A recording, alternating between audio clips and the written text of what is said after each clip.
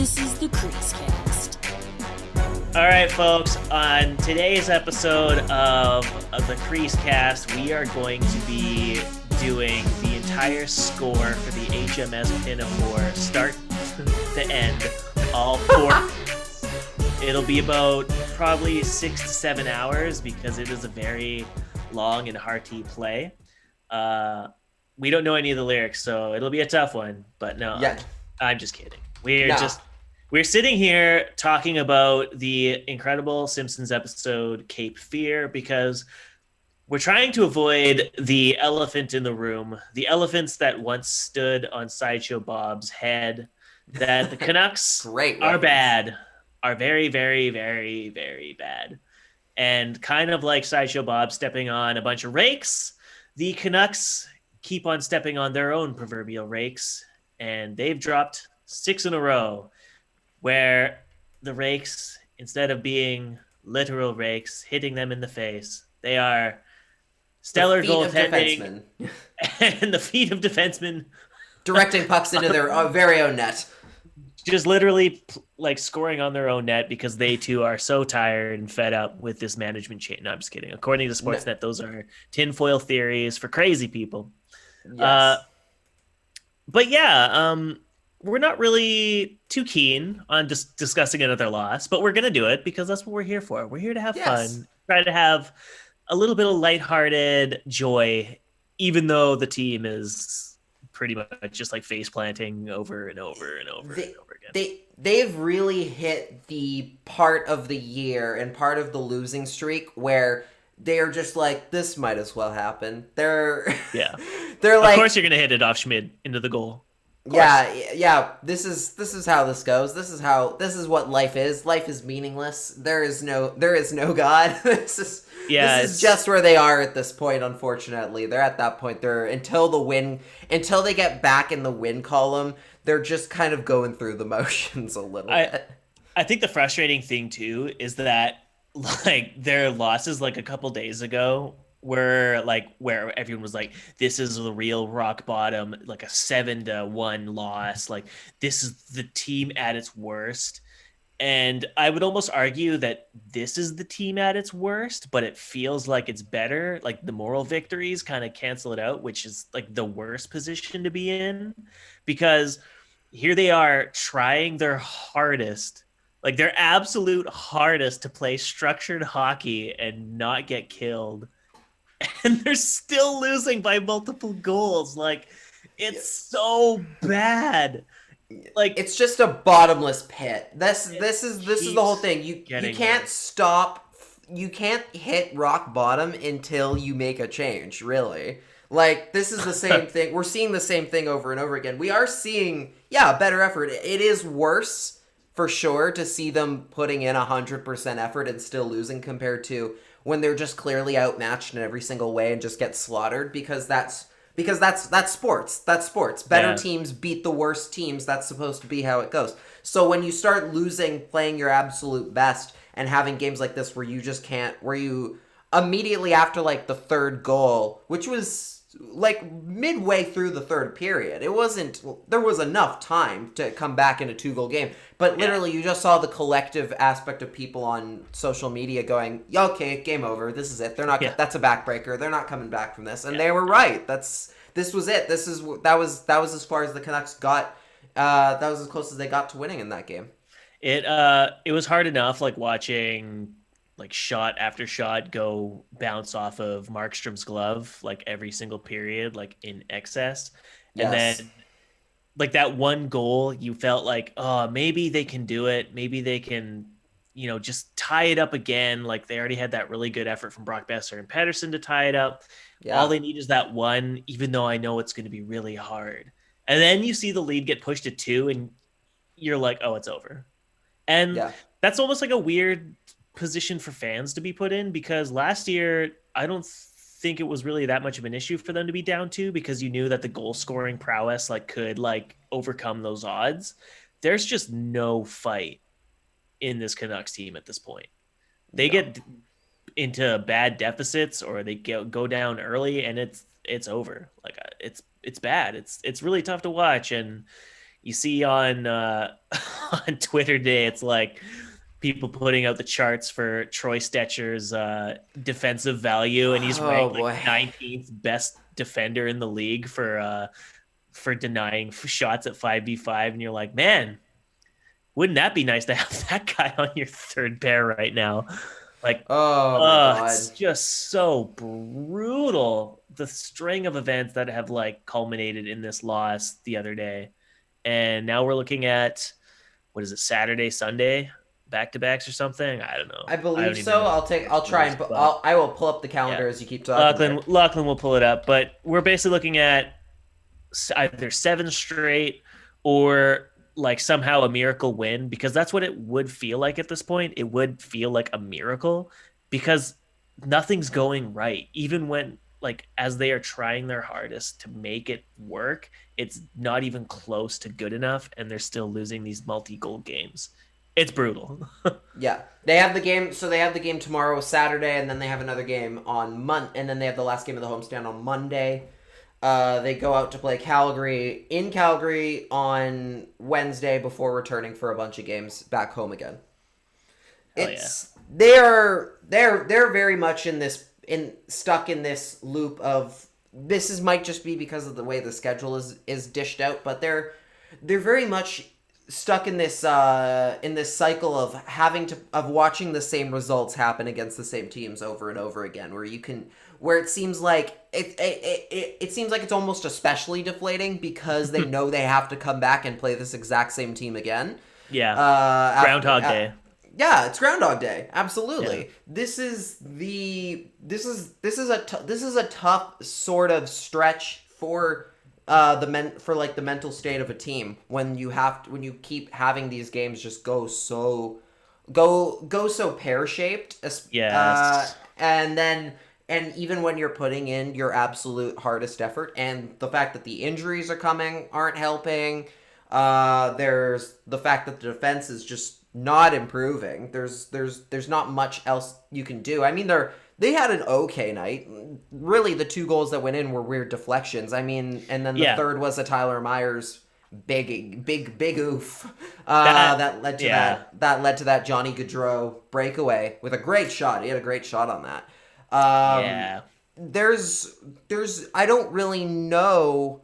Again, lots of people are, and then there's the group of people that are saying, "Oh, this is on Travis Green," that are trying to give Travis Green some blame here. Wrong. It's like, yeah, I don't really. Do you really think a better coach is going to come in here and make this team winners? I don't think so. I don't think if you pulled the greatest coach in hockey history out of a time machine, they're going to come in immediately just start flipping the wins around or something. I think you're very much in a position where this is the team you have. This is the ceiling of what this team can do. Yeah. And until you start, say, bringing in some better, surrounding the best players on the team with some more credible depth. More credible depth that can actually step to them a little bit more properly. Yeah. This is about the level you can achieve, which is mostly 4th, which is as high as 4th, more or less. You can still maybe make the playoffs because of just how weird this division and this year is, but you're not going to be great, and you're not going to do much once you get in there. But with that in mind, we have the infinity blocker to give away to somebody. Who do you want to give it to? We do. Oh man, Who are you giving it to this week or this show? I'd like to split the gauntlet in 2. Yes. Because I think there's 2 people. Man, it might have to be like a third or something. We might have to do like a. Well, I can give one away and you can give one away. So let's see what you've got. Fair. Let's see what you've got. Let's see what you got here. I'm torn between 3 players. It's either Niels Hoglander for basically vaulting himself into like the top 3 forwards on this team, or Quinn Hughes for just logging as many minutes as he does, still being second in the league for defensemen in points, or Thatcher Demko, who's genuinely trying his absolute hardest to try and keep the team in these games, but he gets so screwed by these awful giveaways and breakaways and 2-on-1 chances.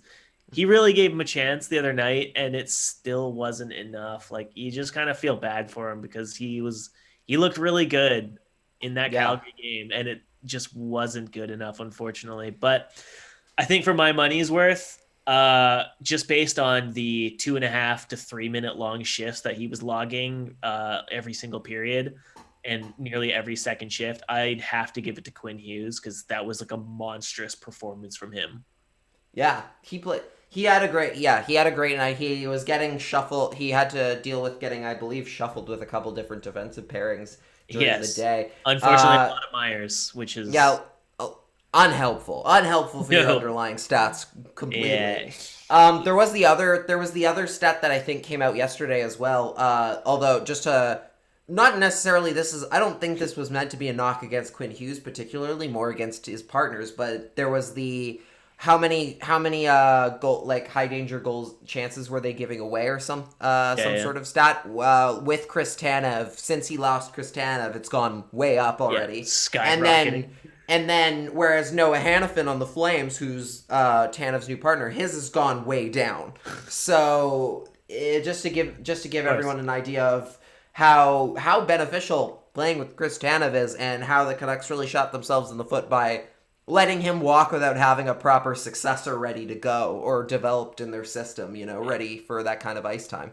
It's almost as if this management team has no idea how to identify good defenders when they have it, because they blew their wad on what should have been a dry run with with Tyler Myers, giving him that 5-year $20 million deal, which, if we need to remind anyone listening right now, he's in his year 2 of that 5-year deal. And it's already generously, you could have said last year, he played above expectation because he's 30 something, he's 31 or whatever, which is scary because I am 30, turning 31 this year.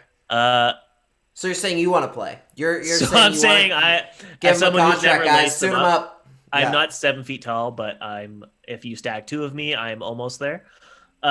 So, and then you see them walk away from Stetcher. You see them, set their cap up in such a way that they can't even field a competitive offer to keep Tanev, even though that deal from Calgary, yes, the argument stands. You do not sign that money. You do not sign that Tanev deal, but you position your cap in such a way that you can at least entertain other deals that would retain him, which they could not even do in this case. They couldn't even throw out we'll give you a 2-year $6 million deal or something like we gave Edler. They couldn't even do that because they positioned themselves so terribly. And so the fact that they came into this season with Myers, Hamonic, who hadn't played in over a year, and a bunch of AHL defenders, and they were like, oh, this will be fine for Hughes moving forward. That's just so bad. That's such poor planning. It's unbelievable. It's unacceptable. And you see him trying his hardest to try and be in the positive for goal scoring. And then you see that one chart as you described, and it's goals for and against with on the ice with Hughes relative to all the other defense on the Canucks, and it's with Myers, and it's 1 goal for, 7 against, and it's how is that even remotely possible?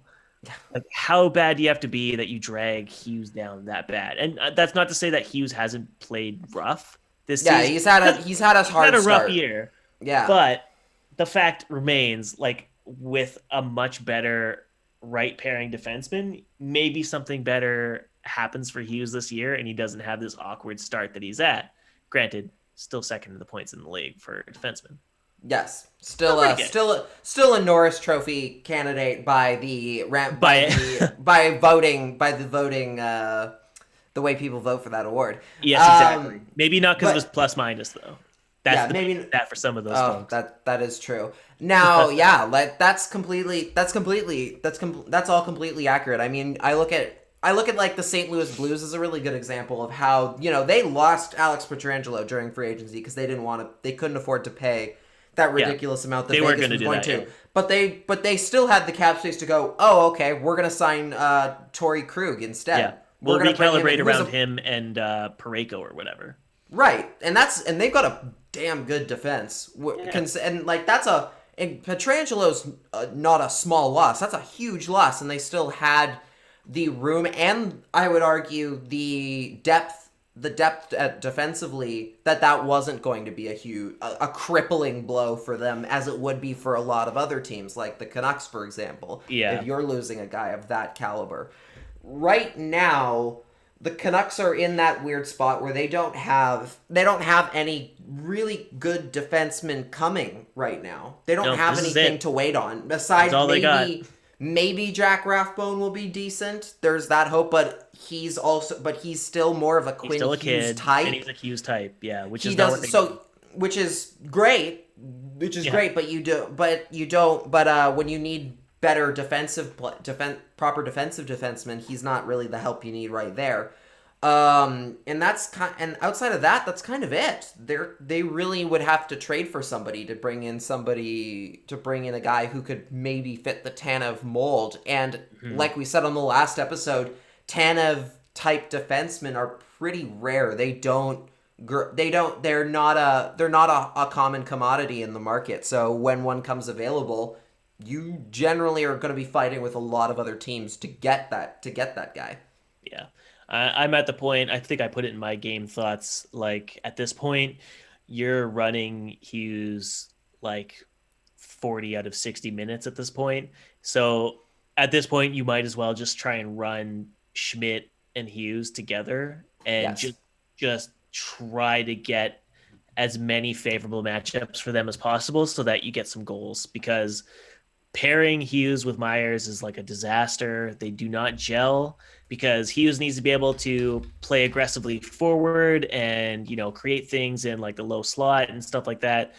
Myers is the hashtag chaos giraffe. He does whatever works for Tyler Myers, and sometimes that's a risky pinch up to the goal line where he tries a saucer pass into 4 opposing players, and that gives them a 4-on-1 rush. You can't be pairing Hughes with that. You can't be pairing Edler with that, because Edler's too goddamn slow. And you can't pair Ulevi with that, because Ulevi's too goddamn slow as well. So right. Oh, and let me give away my Infinity Blocker as well. Let me give that away before we jump into anything else. It's Tyler Myers, right? Oh, absolutely. No, I will. You know what? I will say this: Hoglander and Demko were the two guys I think I was kind of trying to jump between here. It's hard to say. It's really hard to call here. I think I could very easily give it to Hoglander, and we'll talk about how well Hoglander did in that last game. I don't believe he had a point officially on the score sheet last night, but he looked good doing it.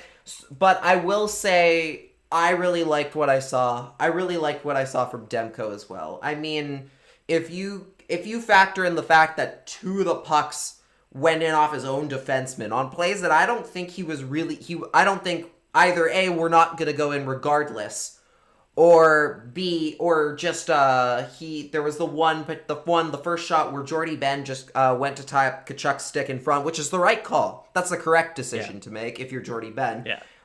It goes off his leg. It went off his body or something like that. It went off his body. Whatever. Yeah. Demko did, and I mentioned this when I tweeted like the video of like the back camera view. Demko did get kind of caught moving to the wrong side for that Giordano shot based on where it was going initially. He did get kind of caught, but even if he had just centered up and dropped, I don't think he's getting it. I don't think his leg gets in front of that. I think it still beats him.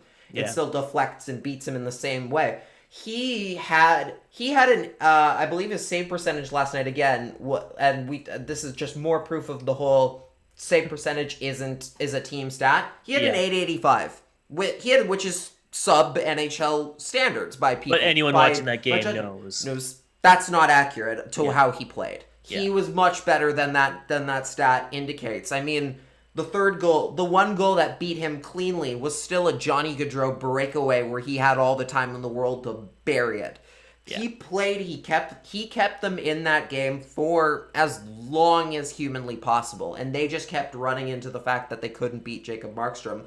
Aside from that one very greasy goal from Brock Besser that they got in front of the net there, where it was just kind of lying there and he banged it was very home. fitting that the one way they beat Jacob Markstrom on a goal is like this awkward one where like a ref could have conceivably blown it dead because like you couldn't see it based on the camera angle, Yeah. and then he just like suddenly whacks it in, and like you only see from the reverse shot like that it was just sitting there. It's like sitting there at the edge of the post. You're like, oh, okay, that's why they didn't blow it. But like, I'm surprised it wasn't. Yeah, Markstrom and I have that very same problem where sometimes the puck just gets lost right below us in front of. Like I'm like, I know where this is. Yeah, nope. You stay away. I will. It's here. It's here somewhere. Classic. I know. I'm very familiar with that kind of a goal going in. Yeah, they look. I think the Lotto line. If we want to transition into the rest of the team and how they did, I think the Lotto line looked a lot better. There was a lot less frustration seeming, even though, you know, the points didn't necessarily come for them. I think JT Miller had a better night. I think the whole like we said with the like just in the game thoughts in general, like the team did play way better structurally. There was still like way too many giveaways and 2-on-1 opportunities and breakaway chances where like the D were like not the last man back was way too far up, and you had like Andrew Mangiapane. What's it? Marzipan? It's Andrew Eat Bread. That's the that's the official reference, I believe. Okay, so Andrew E.D. the Bready, he was like left alone on like Demko's doorstep on like 2 opportunities where the Canucks tried to break out the puck, and they just like let him like sit there completely on alone. They tried to break out. Your D is like nowhere near him for some reason, and oh man, I was laughing so hard at that one goal where Myers is like 50 feet away from Edie Bredy, and he reaches out with his stick to try and catch him. And like at the edge of his stick, there's still like another 15 feet before it's Mangiapane on the doorstep. You're just like, oh my God, dude, how do you read that play so poorly? And then that's your effort to like disrupt this play that's like either a sure goal or like just like an easy save for Demko. It's so bad. Tyler Myers never dives when he actually should.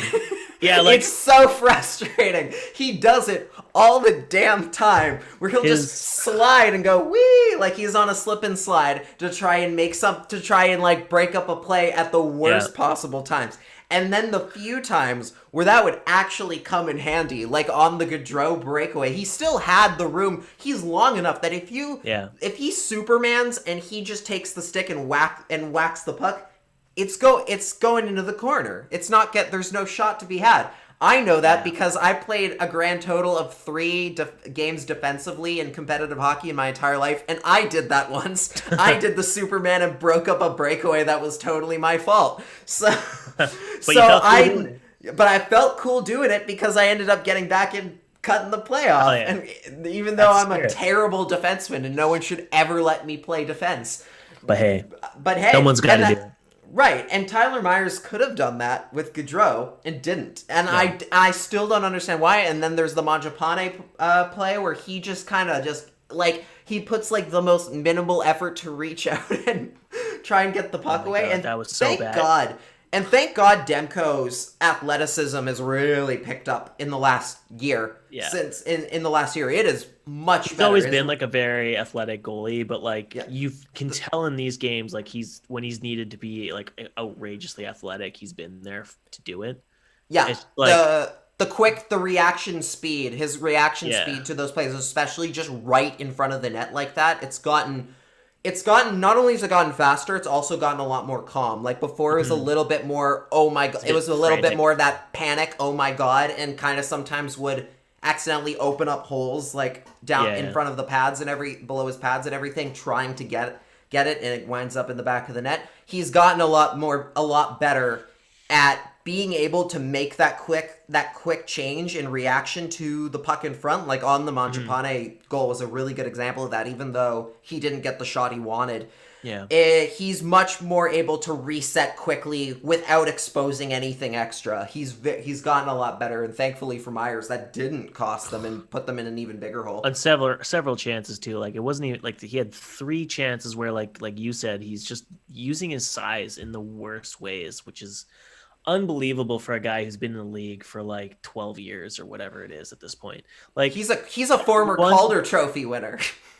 Somehow, like I get that he's big and whatever, and obviously that carries so much weight. Like you have Brian Burke like going in the media today where he's like, "Oh, the last cup winner, they weren't playing big hockey enough, and so we're gonna try and make everyone big again, and that's how you win hockey cups. Is you can't be too soft." Is that what he said about Pittsburgh? Is yeah, that like he had he basically had a quote where he's like Tampa Bay was carried by big boy hockey, which is just the stupidest thing ever. And not true either. Like that's completely untrue to what they were built by. Did you miss? Like he must have forgot like the cup run by Tampa or something. Like I remember there was one player on Tampa last year.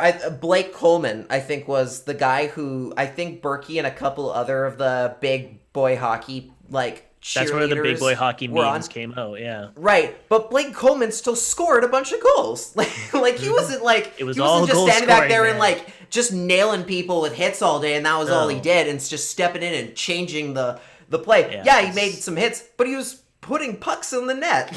That's a completely different. It was a nonsense quote. It was amazing, but oh my god. Back to the point of Myers, obviously he'll always have a place in the NHL just because by virtue of the fact that he's just big. And you saw it in that game where I think it was Tanev sliding into the center, and he's clearly going to go backhand for a pass. Like he is not in a position to shoot. He has the puck on his backhand. He's he's drifting away like he's going to pull back to the blue line. And Myers drops to a knee and faces in the complete opposite direction of the only direction the pass can go. Again, he's facing a guy that already has his check. It's in his line of sight. You can see that the guy's being checked. He drops in that direction with his stick, and meanwhile, Andrew Mangiapane is on behind him, completely unchecked by this sprawling giraffe, and he gets this one-timer. Fortunately, Demko gets to his side fast enough into the post and gets it right in the blocker or into his glove, and it's just 3 more years. Three. Is it 3 or is it 4? It's not 6 years. Yeah, it's 5 years. No, it's a 5-year deal. It's 5-year deal, but $6 million, and it's just man. Oh, if you do want to hear some good news, according to Corey Pronman right now, hat trick for Vancouver prospect Aiden McDonough versus the University UNH. I don't know which one it is. He's got a hat trick. It's about time because I think he started pretty hot. He had 4 points in 3 games or something like that, and then he got up to 7 or something or 8 in 10, and then he just stopped producing. So he was at 8 points in 16 games or 14 games and kind of stayed there for quite a while. So good for him. Yeah, he's wrong. The Canucks need as much good news as possible. I think fans had a huge scare because Tyler Madden got called up to the taxi squad paper by the Kings. He got papered down to the AHL squad again today. So it's just it's all paper transactions just to I'm assuming make space for certain players or whatever. Yeah. But it was so funny. Cam Robinson tweets out Tyler Madden, 2 AHL games played, 1 assist. He's getting called up to the taxi squad. Everyone's like, "Fuck, thank you, Jim. Are you fucking kidding me?" They're just outrage is amazing. The thank you, Jim movement, very funny. It's such good timing. The hashtag thank you, Jim shit. Can I just say? Let me just say. I honestly feel bad for Jim Benning.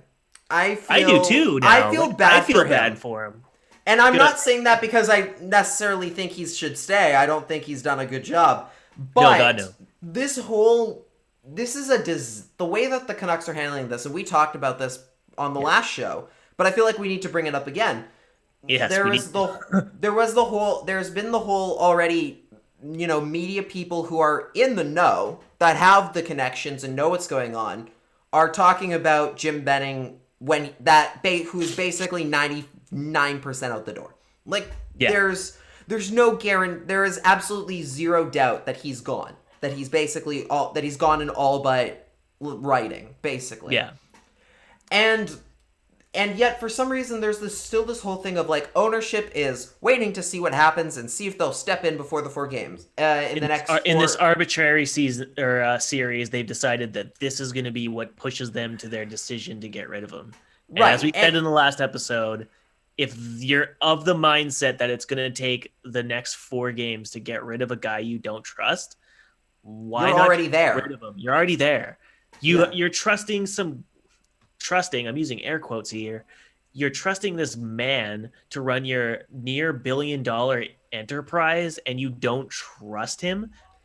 If even that, like they might not, like he might, but like they might not be letting him do anything at this point. So what's the, why bother? Why is he still? That. Yeah, this is because there's the whole Adam Gaudette rumor that I did want to ask you about, but this is so needlessly rude to him. It's just this is cruel. It's cruel to him. It's exactly loose. As bad as like people were giving Bell Media shit for basically just unserendipitously just getting rid of 1040, not even giving him a chance to say goodbye. Here you have the inverse, where you have a guy who's pretty much been walked down the plank in slow motion, and instead of the ownership just owning up to their own decision making and clearly making a firm choice, they're just letting this guy be the pariah based on their unwillingness to make a decision, or their, I don't know how cheap they are to make a decision and go with someone else because they don't want to pay a guy to not do the job. And it's embarrassing. It's you can't be running an organization where you as ownership are making the calls behind the scenes, calls that may, for all we know, have impacted the way they handled their offseason. Not saying that this isn't a death by 1,000 cuts thing where the contracts signed by Jim over the past 5 years weren't reasons why they lost Markstrom or Tanev or stuff. Right. This offseason happened the way. Yeah, this offseason was worse than it should have been because of the long lasting effects of what happened beforehand. It all snowballed and culminated into what we're seeing now. This is not just a short term weird, they suck suddenly thing. This is we kind of saw this coming more or less down the road a long time ago. It just happens to be now that it's coming back to bite them. Right. And it's just you can't have the ownership after a year where they clearly signed off on the Toffoli deal. They signed off on the Miller deal the summer prior. Clearly they were in let's win now and get to playoffs mode. They couldn't foresee COVID-19, but obviously the mindset was we are going to do everything we can to get to playoffs and go for a cup. You can't then 12 months later be hey Jim, we know every owner in this league is hurting, but we feel we are hurting really badly too, so you have no money to spend. We're going to reduce our internal cash spent, and you need to both improve the team, try and keep all the players that are stars, and don't fuck this up. And then 16 games into the season, things are fucked up because of Jim's own decisions, but also because of these other asterisks that are laid on him by ownership that aren't making it easy for him to make up changes that would have maybe helped the situation a bit better. Maybe he wanted to get rid of Virtanen and ownership said, nope, that's the one guy we need to keep. We don't know. We're not privy to that information, but you never know. He might've said, we're done with Jake. We got everything we could out of him. He's obviously not a playoff performer. Can we move on? And maybe ownership was nope, he's a BC boy. He's a farmer boy from Abbotsford, and we like those guys. Though that's the one guy you have to keep. And if that's the case, then he's basically he's basically hogtied a GM who already hogtied himself and was trying to wriggle his arms free for this offseason. Yeah, he's being pulled in different directions right now. It's constantly changing, and it was hard enough when he was constantly when Jim was constantly changing the direction of the team every offseason with their signings and their extensions and all that. But it's another thing when the ownership steps in the last 2 years after getting rid of a bunch of people and starts changing that direction as well and starting meddling. This is what happened in the Gillis years too, when he wanted to rebuild and ownership meddled and said no. And that's resulted in what we're having right now, which is a GM where like just a few weeks ago, everyone was like, fire Benning, get rid of him. Like he's just gonna keep fucking this up. And now everyone feels bad for him because it wasn't done fast enough. It's so fucking it messed up. Yeah. Man. It's such a poor way to handle this. If you're gonna cut him loose, cut him loose, they should just cut him loose. It's completely unnecessary to him. I don't understand the whole you need to find the replacement first before you make the change. That's so dumb. There's no reason that needs to be how you do it. You can very easily leave somebody else in charge for a couple of weeks or a month or however long it takes you to find the replacement. And then address that later, and then figure that stuff out later. You want to say something? What do you want to say? I do. So this also ties into the ownership thing. Is you've suddenly decided you want your hands in the pot, basically. We don't know that. No, we don't know that for sure. This is just our best. This is just kind of based on historical lessons we've learned about this organization and the ownership and their unwillingness to commit to a rebuild. It stands to reason that after several years of operating with Linden and Benning running the ship on their own, it stands to believe that now that they don't trust their current GM, I guarantee, I have no proof of this, but I guarantee their hands are in the pot a bit, and their kind of decisions go through them, obviously. Way more decisions than we probably expect, and that's why things are as messy as they are right now. But how bad are things that you let your GM of your near $1 billion enterprise continuously fire smart people out of the management group to a point where in the year 2021, 7 years after you hired him, there isn't a capable person that you can internally promote to take over for him in the event that you fire him? Like, could you imagine the Bank of Montreal or something like that, some mega business in Canada, they fire the head CEO or head business manager, and they're like, we need to hire externally because no one within the organization is qualified to take over. Like, there's some huge disconnect where you're like supposed to be this business magnate who somehow is worth over $1 billion, and you don't recognize that, like, limiting the number of qualified people in your most important business in the sporting world doesn't have enough people in its management staff to handle itself after one person gets fired. That is embarrassing. Yeah. I mean, you can't trust like Jonathan Wall or Chris Gear to handle things for 6 months while you continue research. What does that say about them? It's almost like Benning decreasing the value of players like Virtanen and Sven Berchi, and just internally tanking the value of all these players before they're even traded. Here's Chris Gear and Jonathan Wall, all these like really intelligent people still left in the organization, and they're not even like giving them the credit where credit's due in public. They're just like, no, we need all the leaks are saying they're looking elsewhere for someone to take over and right the ship. It's so bad. But you have something to say now, I can see. I have some. Yeah, I mean, this could be. I feel like this is beast mode on Twitter. Says, look who our boy Frankie just followed. This could be completely innocuous, but on Twitter, and I checked this to see if he's right. They are. Francesco Aquilini just followed on Twitter Mike Gillis. No. Yup. Totally real. Totally legit. I have it right here. I have the actual thing. Mike Gillis is now, I mean, maybe that, I don't think did he follow him before and this is just something new we're figuring out? I don't, like, has this been there the whole time, or has that been there the whole time? You're going to have to share this with me, bud. I cannot find it, and I'm so excited. Oh my God. I mean, it could be nothing. Like, it could mean absolutely nothing. It could have been there forever, but this is allegedly, he just followed them back. He just followed Mike Gillis on Twitter. Oh, which would be my goodness. Hilarious. I'll put it in the description. But, and I mean, that kind of leads us, I would say we could go into the whole GM situation as it were, in terms of like what comes next. There is the whole still with Gil, and I don't understand why this is a thing under Benning, why they would let this happen. Right. But Adam Gaudette has been linked to Nashville pretty recently. I don't know what they can. I don't really know what exactly they can get for him on the market right now. Especially Nashville is kind of a Nashville's an.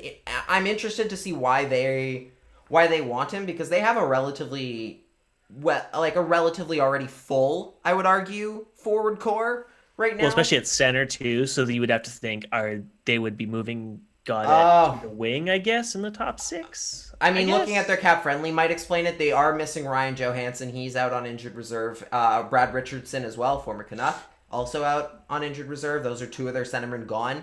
They're looking at a team right now where currently Luke Cunnin is their first line center. They have Luke Cunnin, Matt Duchene, Eric Halla, and Colton Sissons playing on the 4th. You know how little I've paid attention to the NHL teams in America is that I had no idea Brad Richardson had left Arizona and was playing for Nashville. And I say that as someone who had basically been following Nashville since like 2012. So pretty wild. Yeah. No clue. Yeah. Now the biggest problem for the Canucks is the thing they need the most out of anything is defense, and they don't really have anything. I don't know their prospect pool right now.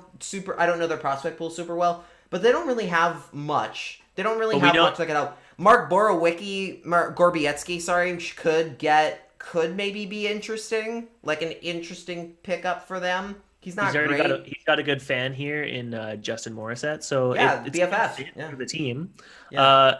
I know historically the Nashville Predators have been very, very good at acquiring defensemen and developing defensemen. So in theorem, they do have D-men in the pipeline that may be worth looking at. But as we've kind of stated already, the Canucks aren't in the business right now of getting futures, I don't think. I'm pretty sure they're in we need to win now mode. Ooh, so I don't know if trading Gaudette for, taxi squad or AHL fringe prospect right defenseman is really in the cards. And frankly, it would be probably devastating to the broadcast to see one of their boys, the second of their boys, go down. Well, Michaela Gaudette's husband go to Nashville. That's a devastating loss for them. Can we keep especially after Tyler Mott gets put on IR? Yeah, can she stay in Vancouver for us? Yeah. I don't know. That's maybe they work something out, but it's like it just all goes back to why did you extend him if you weren't confident enough in him developing this season? And it's not like he's fallen off that hard. The Canucks just played really fucking good last year. And so he looked really good because he was sheltered he was sheltered quite a bit. And when he had his defensive lapses, he had Jacob Markstrom backing him up. So it didn't look as bad. So I don't know what they expected, not sheltering him. And, the goalie backing you up when you have those defensive lapses as a developing center, they aren't going to be nearly as good as this Vezina caliber candidate. So it's just a bit what's the plan? Yeah. Aside from the no plan, what internal plan have you guys got for any of these players? Because it's all just seems like such a disaster. It's kind of just mind-boggling. I mean, the biggest problem with this team is that they have no identity anymore. They don't have. Last year, they were the hardworking, grind for 60 minutes, pull out victories against teams that necessarily were better than them on paper, and having incredible goaltending. This year, they don't have an identity anymore. I argue that their identity that they and I would argue that their identity they had last year is almost not the one the one they should have been approaching, frankly, with the core that they have. They should be a team that plays just full frontal offense and is just the run and gun style of hockey, which is something that if they had the right supporting cast, would be great for. They just don't have that, and they can't do it. They can't trust the breakdowns the breakdowns leading to all those chances going the other way are completely counterproductive to that. So you need a strong defense to make that possible, and they just don't have that. and then the identity they had last year, they can't really pull that off anymore because they don't have the horses to get it done, especially with the blue line that they have and the depletion of the core of the depth at this point. You can't be trusting guys to go in there and just completely just start smashing around, because if you take too many injuries, you're in a lot of trouble, which the Canucks already are. They're a team that is completely missing a proper identity right now. They're kind of stuck in between two, and this is where the whole who comes in next as for this management group is really going to matter. Who's going to come in and see that what this team needs is to provide the young core, the quick young core, with guys who can keep up at that pace and play a good high scoring offensive pace like they have already in place. Right. Well, speaking of full frontal and guys who can keep up with pace, let's talk about the hog himself, the big hog, Niels Hoglander, continuing to be a complete bulldog on both ends of the ice. He had basically every game of his is just like spectacular. I think he's had one game where he played outright bad, and even then it wasn't even that bad. It was just kind of like it wasn't to the same standard that had been set in every other game. And the following one after his one bad game was like when he got 2 points in a single night. Like, the kid's unreal. And last night he's sporting a giant scar and like a completely bashed face. And he is just looks great. That shiner looks fantastic. It's pretty rad. I'm not gonna lie, it's really rad. And he's doing his best. It still wasn't good enough. Unfortunately, he ripped I don't even know how many shots right off the glove of Markstrom. Which, side note, coaches, if all of your players, like collectively, all skaters are going glove side on Markstrom, and he's just easily gloving them down or like knocking away. Maybe say to your guys in between periods, stop going glove side on him. Just a hunch, just a thought. Yes. You know, yes, I'm not going crazy, but come on. I didn't get a chance to tweet it out last night, but I was like, hey guys. I was looking to myself and I was just like, hey guys, you're not going to beat Markstrom like that. He's too big. He's too well struck. He's still too good positionally. If you're going to, and he knows you guys. He knows all your habits because you've been training with them for the last 3 years. He knows all of your guys' tendencies. So you got to switch it up and not stick to one angle.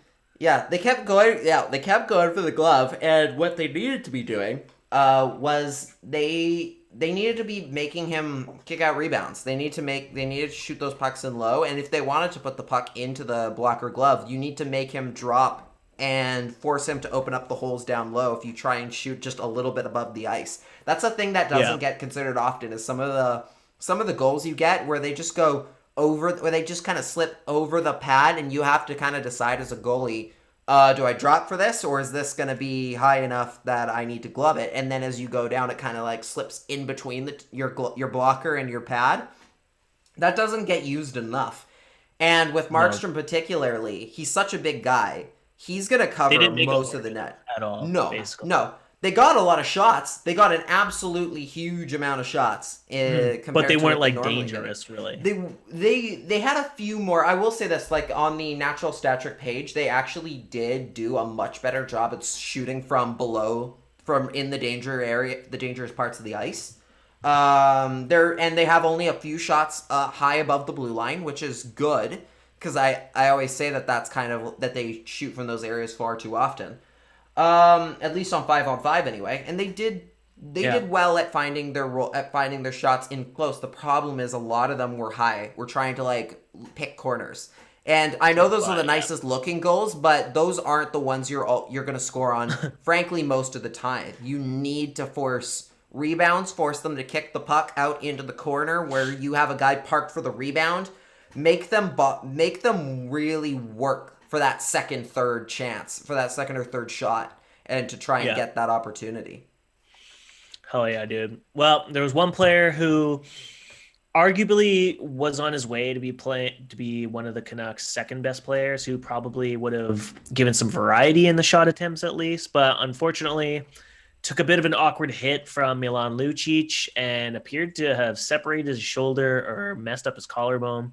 There's no real specifics out yet, I think, about it, but Justin Bailey, who, started out pretty like mediocre in his one game and has kind of been kicking it up a notch in every start that he's gotten.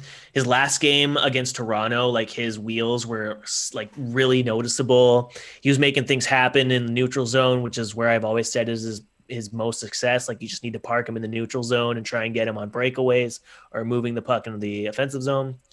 And sure enough, in very Canuck fashion, one of their better forwards or up-and-coming players gets injured in a very weird way, and now the Canucks are back to looking at the taxi squad or Jake Virtanen and Louis Eriksson again. So, Lachlan, I pitch to you. What do the Canucks do in this instance? They were getting something good out of Bailey. They were getting competitive minutes. They know what they got in Virtanen. They know what they got in Eriksson. I don't know what the cap situation is like when it comes to Michaelis, but is there conceivably a way that Mark Michaelis slides into a lineup just to see what he can do? Yeah, sure. Why not? I don't see why. Yeah, whatever. I think, yeah. I mean, we say that, right? Like, whatever. But at this point in the year where the Canucks are just kind of just treading water and not doing a great job of it, yeah. I mean, why not throw stuff at a wall and see what sticks? Why not try something a little bit out of the box instead of just going back to, we're going to play Jake Virtanen for 6 minutes and be disappointed by them? There's no point in doing that over and over again and expecting a different, better result. So, and I understand that he has NHL experience, and I understand Louis, who's, I guess, not taxi squad anymore. Now he's off to Utica, I believe. I don't think he's going there. Oh, where do you think he's going? I think he's going to be a taxi squad boy, isn't he? Well, they have. How many guys? They put him on. They put him on waivers, but that was just to be assigned to the taxi squad. So I don't think he's going to Utica. Okay, because they only have They only have 5 listed right now. Correct. Okay. And you need a minimum of 4, so there'll have to be someone there. Rathbone is already there. You got Rathbone, you got Michaelis, you got Breezeball. Okay. Yeah, I don't see why not. I don't see why you don't give it a shot of just let's try Michaelis. He's a left winger. You throw him into that third, I believe it was that third line. The third, Sutter, fourth line. With Sutter and Gaudette, give him an opportunity to play there and see how it goes. You might find something that works really well, especially by giving Gaudette, say, maybe a bit of another younger guy to play with, guy who has a lot of quicker, younger tendencies that they kind of need. This team kind of needs right now. Mm-hmm. It could work. It might be a disaster, but it might not be. Right now, you don't really have. You don't have any reason to be like, well, we don't want to take the risk. There is no risk for you right now. Go for it. I posited in my my game thoughts for the end of last night just that if like Zach McEwen, for example, played 6 shifts in a 60-minute game and basically played nothing in the second or the third. So at that point, if you're already not trusting your green player, not green Travis Green, but like green as in terms of experience, green orange. If you're not trusting your inexperienced players enough with more than 5 to 6 minutes, then you really don't have anything to lose by trying out a Rathbone or a Michaelis, right? You might as well slide them in, and who knows, maybe they come out of nowhere and score a goal on their first shift, like a Ryan Poehling where he had a hat trick in his first NHL game. And he had like the goals per game record for like the entire season because of how unreal his debut was. So obviously the Canucks will never have such luck with a hat trick and a debut, but you never know. You never know what you're going to get. It's just kind of tough because Travis Green is obviously a lame duck coach. The hot seat is running hot for his GM, and obviously there's going to be eyes going towards him. We already discussed how there's some aspects of Twitter that are like thinking this is a coaching problem. You and I are both like, that is insane. But nonetheless, if those voices are out there, you have to think he's probably got that voice internally too, where he thinks I need to turn it around somehow. And for him, maybe the answer isn't another new face, but it's what he knows, and that's Jake Vertan and Louis Eriksson. I hope it's not. Frankly, I'm all for trying out what like something new, seeing new looks of different players. Maybe Michaelis gets it done and he looks good, looks speedy. You know, you might as well. He's 25. This is his year basically to figure out what you got. And you've obviously decided you're not going to send him to Utica like Brogan Rafferty last season. So see what you got. You have nothing to lose. I mean, what's 7 straight when you're already at 6 straight? Am I right? Exactly. It's all the same at this point. It's all just trash and just hell. Yeah. Oh boy. It's try what you can, do something fun. Why not? You might go really, really well. Well, speaking of fun, this was kind of funny. Oh, no. It got deleted, but like I just kind of had to point it out because I thought it was kind of cute in like a cringy way. Canucks fans kind of know like the history of moms and the NHL, or sorry, the Vancouver Canucks. Most famously, Matt Bartkowski's mom, Beth Bartkowski, doing one of the most legendary and hysterical interviews on the late TSN 1040 of all time. And hilarious Sportsnet intermission interview where she embarrassed the ever-loving fuck out of her son in a historic way where his career has never recovered. And in a way where I remember her inadvertently completely throwing Jared McCann under the bus. And whoops. So amazing. And so this morning, Jeff Patterson, still working even though TSN 1040 no longer exists, tweeted out the shift totals and minutes for for Zach McEwen, and Zach McEwen's mom, who's an absolute doll, by the way. Like she has been following the Comets Harvest like literally since its inception, and has always liked my anytime I had like streamables or videos of McEwen doing like the little things or whatever, she'd always like it or retweet it. Even her late husband, Craig McEwen, did the same thing. So like I have all the time in the world for that family. Like they've been through a lot, and seeing Zach get like minutes in playoff time, like that was like really rad just because I know his mom and dad like you support like what I was writing about like when no one else cares. So that's really funny.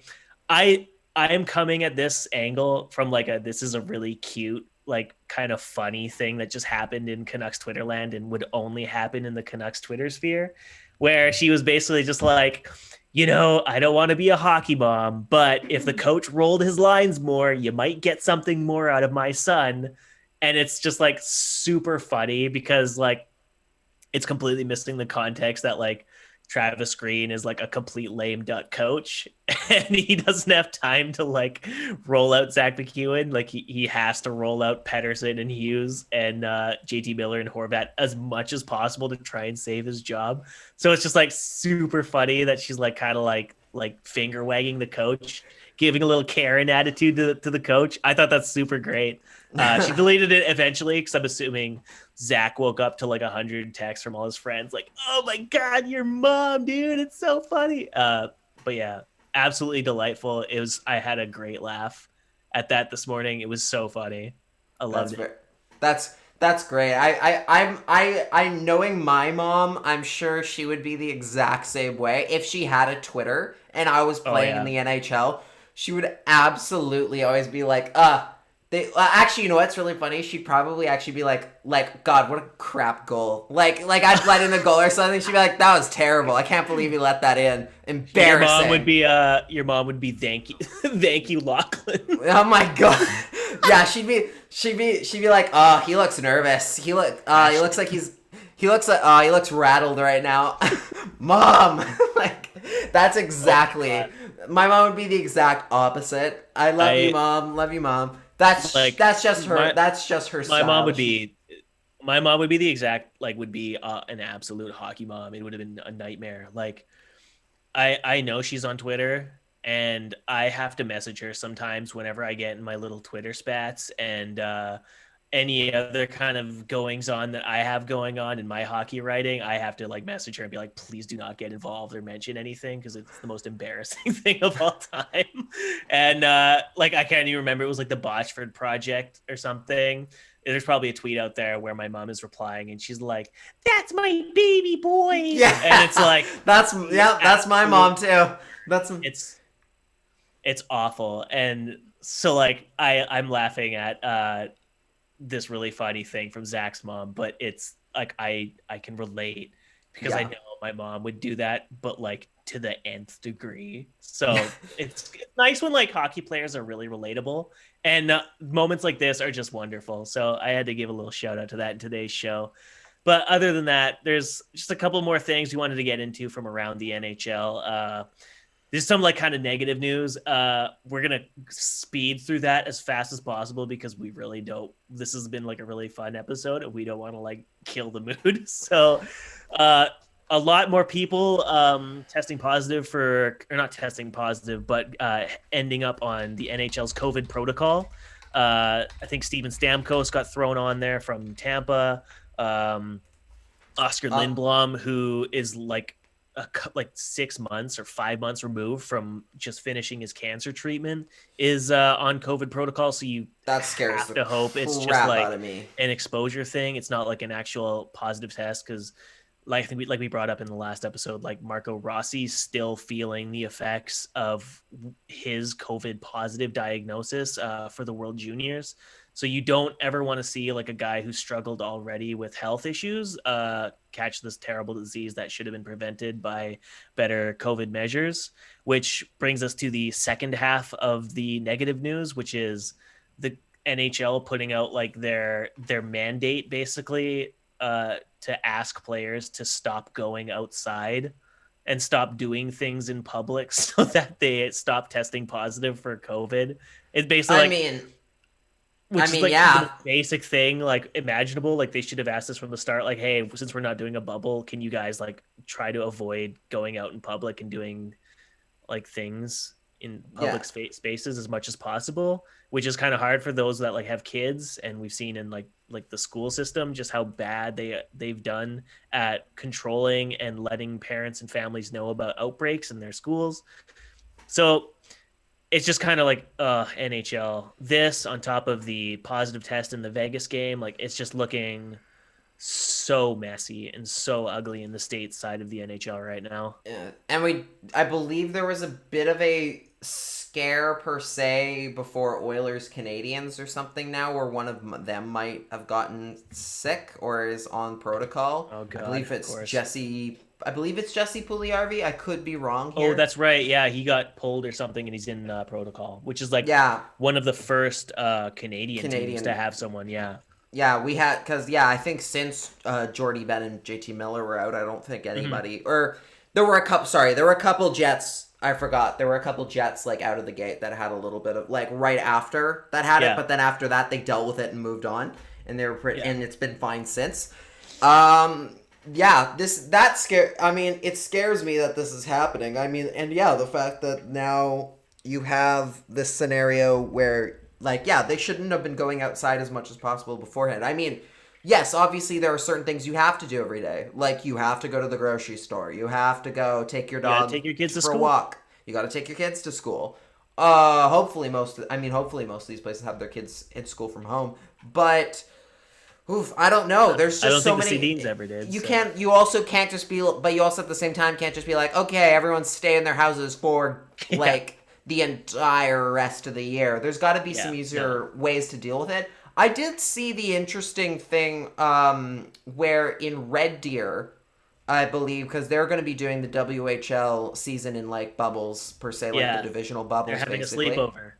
Yeah, they're putting them in the private suite. The private suites they've redecorated as bedrooms for the players, which is actually kind of genius. Like, I didn't think about that. Like, that's like in a way that makes perfect sense. Why that it makes perfect sense of, okay, they're all within a bubble per se because they're not really leaving to go much elsewhere. They've got all of this theoretically in apartment. They've got an apartment aspect to it because, it's their own arena. Like, say if it's an NHL arena, right? Like, you have TV, you've got food, you got people cooking you food, you've got everything you could ever want in there, more or less. Obviously, at the NHL level, you can't really do that because people have wives and kids and pets to look after. So you can't just tell them to come live at the rink for the rest of the year. Yeah, but how's the internet in a arena? Like, I bet all those kids are gonna want to play Warzone and stuff. Like, I mean, they need their outlets. I mean, the Rogers Arena Wi-Fi, I can confirm is not at least in the press box is not great. I can confirm that. It is really not. Yeah, we can both confirm that. Langley Event Center is not much better. And SAP Center had good Wi-Fi. I will give they had good Wi-Fi. I can't believe Aquilini would cheap out on his internet service for his mega arena. Forget that. Forget that. The building is sponsored by Rogers. What the hell? Like, they can't cut him a deal. Come on. You can't give us a couple extra like Wi-Fi boosters. Like, I can just imagine them calling up, being like, "Hey guys, it's kind of like we're getting some weird interruptions. Have you moved it a couple feet to the left? It's an arena. I can't do that. I can't just move it." Yeah, there's one outlet every 50 feet in here. Okay, when I put it in section 213, row 5, seat 6, it seems to the signal we get 4 bars. But if I move it to seat 7, it's not doing as well. Is there a way I can fix that? But yeah, the Wi-Fi might not be the best in there per se. Although I'm sure, you know what? Probably the locker rooms are probably decent. They probably have their own Wi-Fi. They're probably all right. Pretty decent. I don't know if you can have them all playing Warzone on there, though.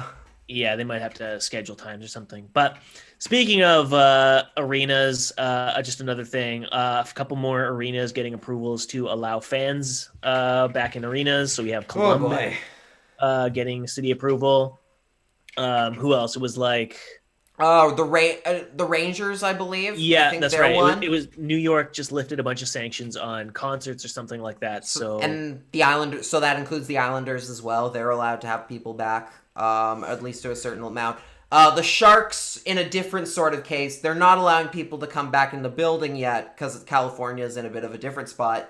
But But on Saturday they are playing their first game in San Jose.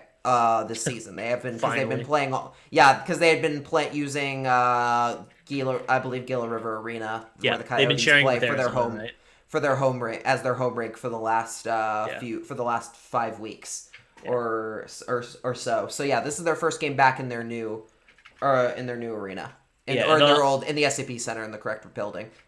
And all we can do is just tie this back into the conversation we just had 3 minutes ago, where we look at all the players testing positive for COVID and say, is this really a priority that needs to be addressed by the league or teams in general?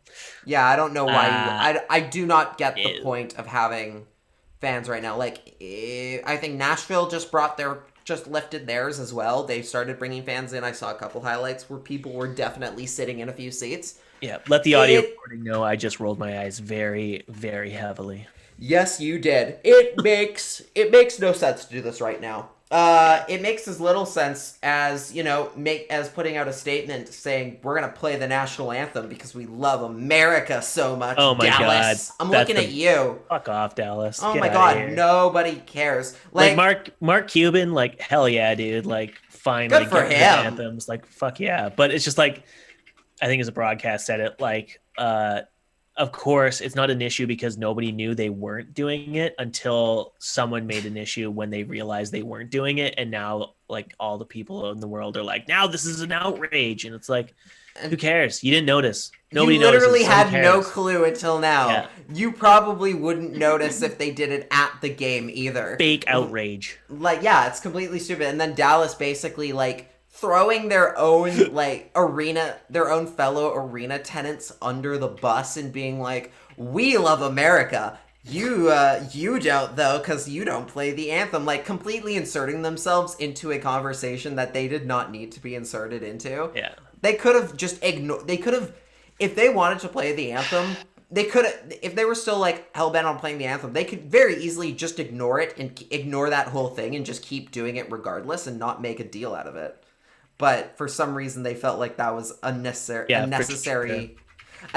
statement to make for absolutely no reason. it's kind of hilarious when you consider the step back that some American teams have been making about this whole deal, especially in the NHL. And then you have the Canadian NHL teams who are doing like arena land acknowledgements before the games. Like the Canucks did that. The Canucks have been doing them. The Jets have been doing them. Finally. Which are they're good. I mean, it's weird that they play the anthem after that, but still, that's still a step forward in the correct direction. So it's a step forward. Who am I to complain? Like, you know, it's a funny step forward where it's like they're doing land acknowledgements, and meanwhile in the States they're like going out of the way to like show how American they are. It's just like, fuck off. Yeah, nobody cares. And then there was a Super Bowl where they tweet played out a support that you're gonna do it. Yeah, and then there was a Super Bowl where they played "God Bless America" and the Star Spangled Banner because of course they did. Yeah, of course. Like, play them all. It's play really funny. It's almost as it's more funny almost than Funny 1040. Oh my god. So for those of you who don't know, that's what they rebranded TSN 1040 is now Funny 1040. They completely used a brand new Twitter account for it instead of just, rebranding the old one. And the first tweet couldn't do that. has been ratioed into the depths of hell. It is so bad, but also really, really funny. It's funny for all the wrong reasons and the reasons they weren't expecting. And just for people who listen to this, don't reply to the TSN Funny 1040 account and say fuck you and I hate you and shit, because the poor intern that is in charge of that account is just like, what did I do? It's not their fault. Wade, they're probably from Toronto and have no clue. Was running it. Yeah, if Wade Oosterman, the CEO of Bell, who made the decision to axe all the radio stations across Canada, if he was behind the social media account, fucking go for it. But this media person is probably freaked the fuck out that they're going to get fired like the 12,000 employees that just got laid off in the past week by Bell. So give them a break. It's very funny. Make fun of the joke that is Bell, but try to not be like at the account, like, fuck you, I hate you, you fuck. That's a bit. Just remember, there's a face behind that social media account who has no idea where this rage comes from the Vancouver markets. So give him a little break. Oh my god! I cannot imagine just being there and just seeing that all happen, being like, oh no, yeah. Oh no, God, what's happening to this account? What did I do? Especially considering it's not like they tweeted anything super innocuous. It would have been it's not like they went out and tweeted aha, we have taken over now or something. Yeah, they didn't tweet oh, the real 1040 is here. You know what I mean? It was just a very you snowflakes. You need to laugh, you snowflakes. Grow up. That would be unbelievable in a radio or a war between Vancouver and Toronto, is if the TSN Funny or Team 1040 Funny account just went full heel and we're like, do you guys want us to talk about sports? LOL XD. And just played it up that they know they took their sports team from them just to drive the rage or something. Then they might have earned the outrage a shred of respect. They might have earned a shred of respect. But instead, it's just a weird account that follows. From what I saw, I did go to look at the one that existed, the Calgary one that's been around for a while, I guess, just to see what they tweet, what that group tweets, and to see if it shows you what kind of shows. They literally just tweet CTV, news links. Yeah, it's okay, this is I see why you wanted this instead. Yeah, it's it's just cost cutting. That's all it is. Go to hell, Bell. If you needed something funny to talk about, and this will tie into our little closer here as we kind of wrap the show up. Canucks play the Calgary Flames another 3 times. Then it's I think back to Winnipeg, as that one man in Simpsons once said. And then, unfortunately, no Ottawa until I think the end of April or end of March or something like that. Which is too bad because allegedly Matt Murray has been pulled and is now a healthy scratch or something for he's the injured. Senators. He's injured. Okay. I'll clarify. Okay.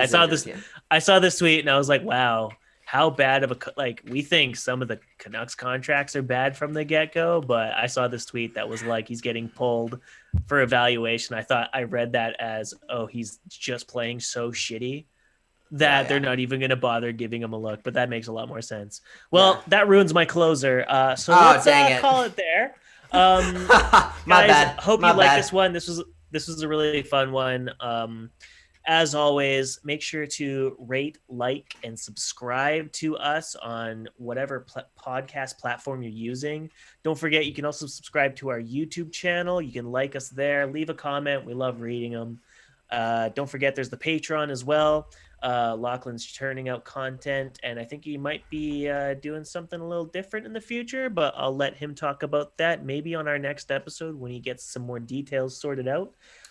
Until then, Lachlan, where can the fine listeners and folks of the world find you?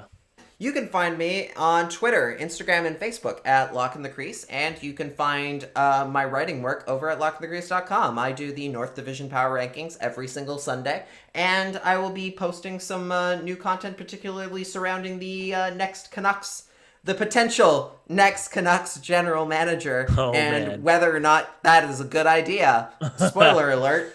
It's somewhere in the middle. Yeah, it's perfectly in the middle. Yeah, I just think it's neat. Cody, I just think they're neat. What about this potato? Yes. What about this general manager Luongo? You've just given me an idea for a meme. I'm gonna create it as soon as we're done recording here. Hell yeah, post it on the CreaseCast Twitter. Hell yeah. If you want to see this meme, follow me at Cody Sievertson or at cometsharvest.com. I'll be recapping the Comets Saturday game against the Binghamton Devils. I'm going to be posting a bunch of stats that I've collected over their first two games, and it's pretty interesting to some people. Not to a lot, but some. I'm modest. It's just some. And it's interesting if you're to lots some of those people, you'll enjoy my content. Until then, folks, we will see you on our next episode, which will be released Wednesday, I believe. Yes. So as always, we love you both emotionally and physically. Thank you for tuning in. This has been the CreaseCast. Happy Valentine's Day. Happy Valentine's Day. There we go. Bye, everybody. Bye.